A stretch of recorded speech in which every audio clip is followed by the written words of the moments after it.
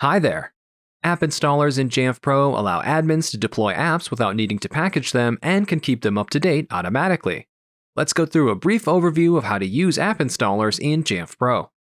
From the Jamf Pro dashboard, navigate to Computers, Mac Apps, and click New.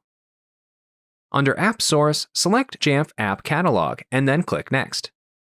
Here we have a list of over 100 applications to choose from. For my example, I'm making Google Chrome available in Jamf Self-Service for users to download, so let's use the filter field to help us find the application. Once found, select Add next to the application and accept any terms and conditions if prompted.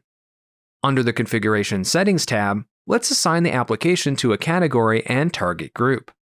For my example, I'm choosing a category I've already created, Web Browser, and assigning this to All Managed Clients as the target group.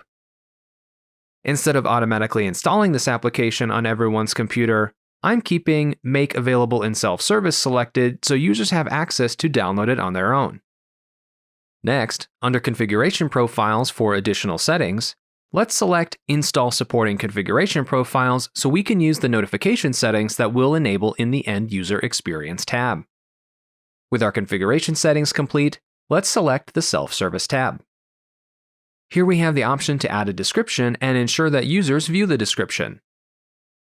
We can also assign the application to a category in Self-Service so that Google Chrome will appear in the web browser section when users go to install it. Finally, let's select the End User Experience tab. This tab allows us to customize how users will be notified when an update is available for Google Chrome. For my example, I'm customizing the notification frequency to be once a day and allowing users to defer the updates for up to 3 days. I'm also giving them a 30-minute grace period before the application force quits to update. With our deployment and update settings configured, let's click Save to finalize our configuration and make the app available in self-service. Thanks for watching.